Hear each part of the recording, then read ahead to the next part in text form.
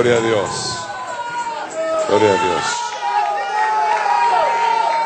Pueden tomar su lugar, mis amados hermanos, se les bendiga, incluyendo los hermanos de danza y también los de alabanza. Aleluya. Qué bueno verles contentos siempre, aquí, adentro y afuera.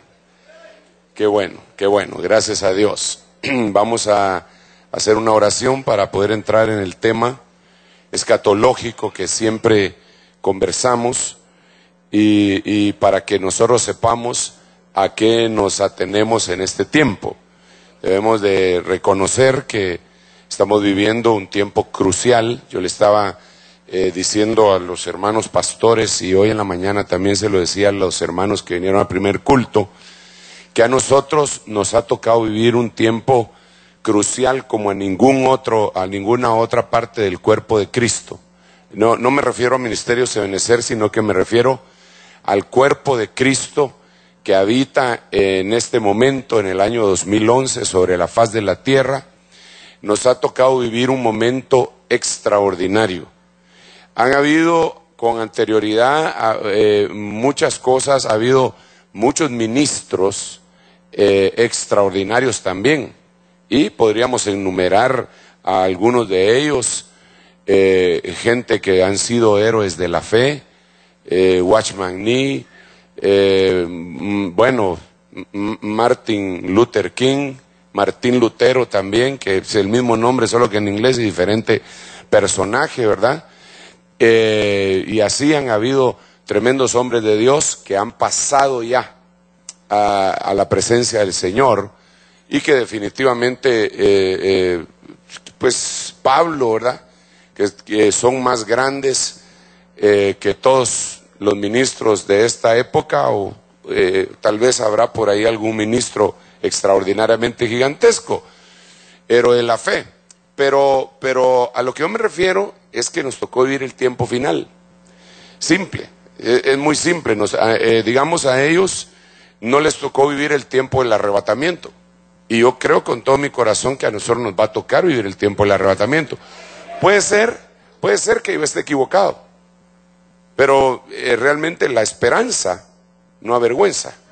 Así que si estoy equivocado, yo no me avergonzaría al final de mi carrera de decir, no vino el Señor, y pasó toda la generación de ministros y no vino. Bueno, pues me equivoqué, ¿verdad? Pero era mi esperanza, no me avergüenza. Pero cuando yo pienso en esto,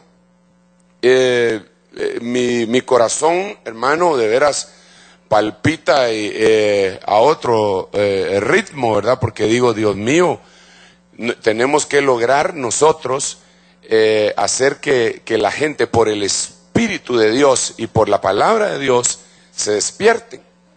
Pero la gente no se va a despertar si las cabezas no se despiertan. Por eso ese himno de Por la espada de Jehová habla de eso, ¿verdad? Dice que hay que despertar a un grupo de personas específicos.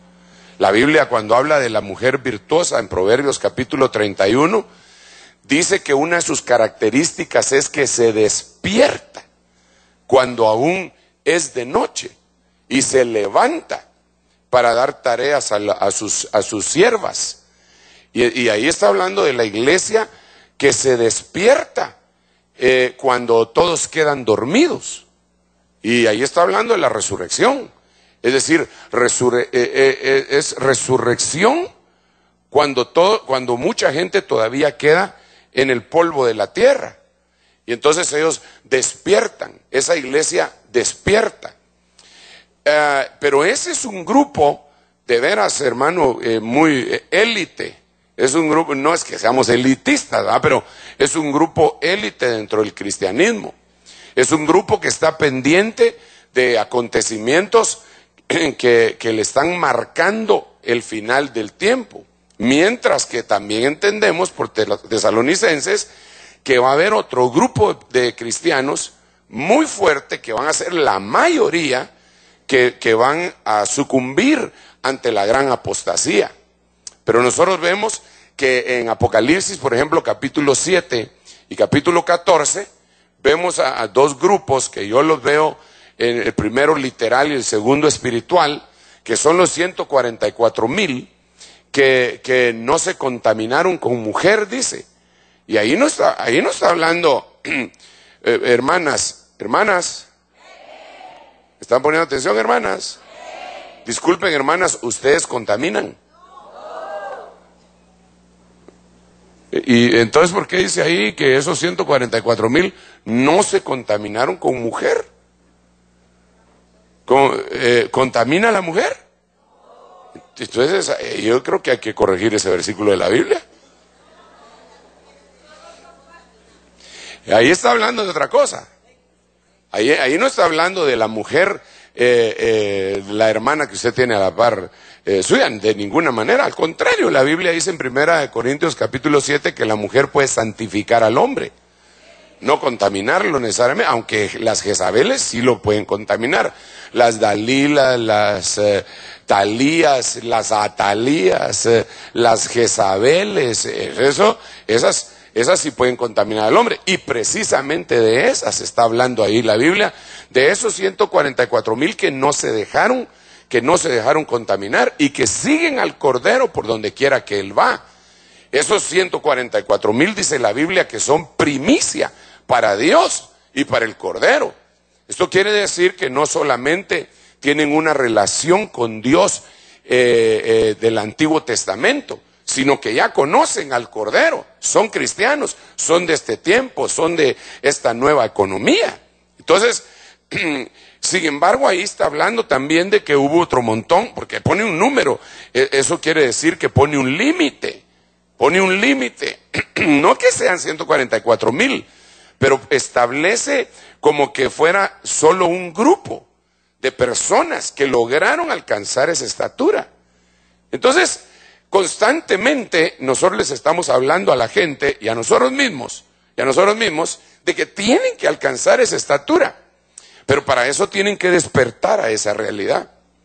Dentro de esas cosas tienen que saber quiénes son, qué hacen, que los puso a hacer el Señor, desde luego, y cuáles son sus enemigos, porque en guerra avisada no hay muerto. Bueno, quisiéramos, es un dicho, ¿verdad? Quisiéramos que no hubiera muerto.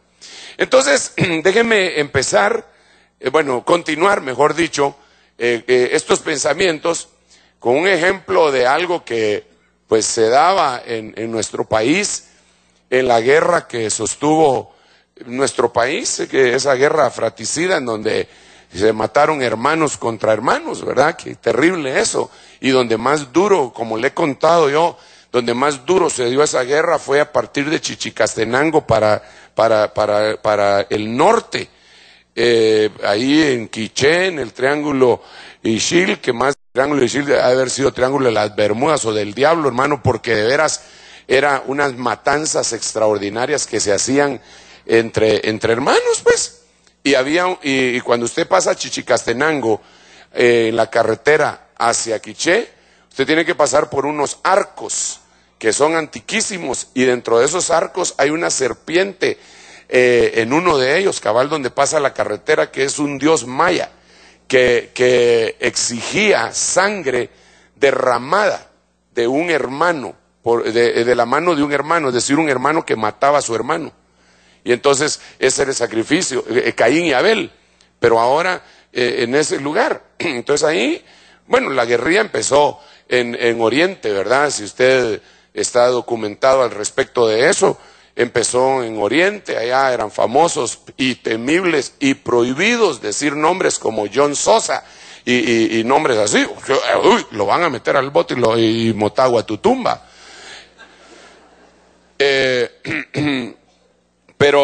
Pero los soldados que patrullaban ya allá en el altiplano no podían ir, fíjese qué interesante, no podían ir identificados los tenientes, subtenientes, capitanes, los que iban de patrulla, no podían ir ni a la cabeza del pelotón, ni podían ir con identificación de que eran los tenientes o el comandante de ese grupo. ¿Por qué razón? Porque los francotiradores guerrilleros que estaban escondidos le tiraban a matar a la cabeza. a ellos les apuntaban primero. Entonces por eso se despojaban de todas insignias y no se ponían en la primera fila, etcétera, para pues por lo menos despistar mientras si había un francotirador, iba a morir alguien que podía ser él, ¿verdad? Pero podía no ser él también. Entonces, esto nos deja una lección bien clara, por lo menos a mí, ¿verdad? Que el enemigo, hermano, le va a tirar a las cabezas. El problema aquí es que nosotros no nos podemos quitar las insignias. Usted no puede decir, no, yo no soy cabeza, fíjese. ¿Y qué es usted? Pues yo no sé. Soy hombro, ¿verdad? Pero no cabeza. Y entonces aquí lo primero que tenemos que definir en este periodo final que nos ha tocado vivir es si verdaderamente nosotros estamos ejerciendo un papel, un ministerio, por decirlo así, de cabeza. Ahora, así como en la guerrilla, pues así como habían generales, coroneles, tenientes coroneles y todo, así también en el ejército de Dios. Es decir, que alguien puede ser cabeza de su casa, puede ser un cabo, pero en su casa. Entonces es cabeza paterna.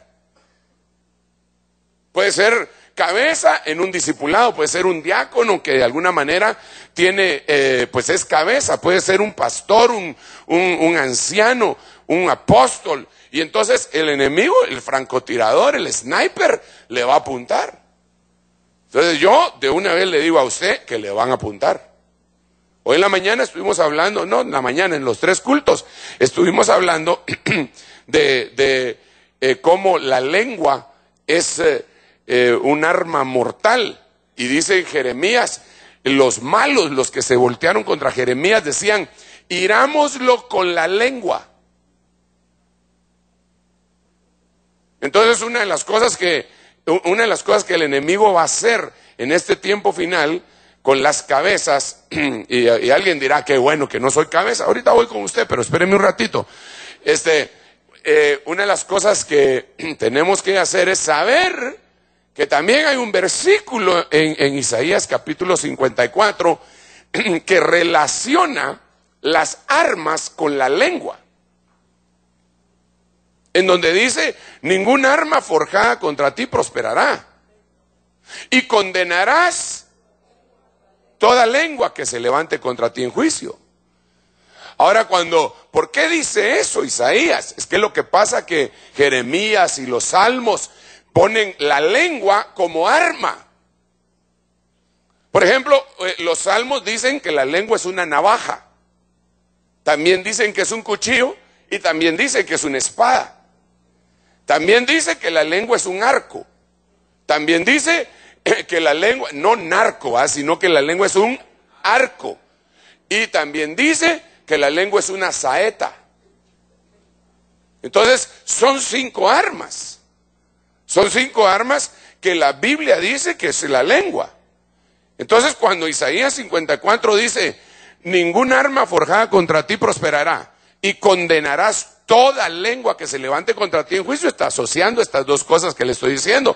Lo que está diciendo es, ni la navaja, ni el cuchillo, ni la espada, ni el arco, ni la saeta van a poder hacerte daño. Pero tienes que saber que que te vas a enfrentar a algo. Y eso es lo que tenemos que comprender. Que no es una guerra donde no se va a tirar ni un tiro, sino que es una guerra a muerte, en donde, hermano, miren, estos días yo he estado enseñándole a los hermanos acerca de cómo el enemigo lo puede atrapar a uno. Por ejemplo, cuando hablaba de los gigantes que pelearon contra Israel, comparaban las armas del gigante con un rodillo de tejedor. Sale Goliat y dice, su lanza era como rodillo de tejedor. Sale un egipcio, también un hombre gigantesco, y cuya lanza era como rodillo tejedor. Y entonces un hombre de los 33 valientes de David baja con un solo palo y lo mata.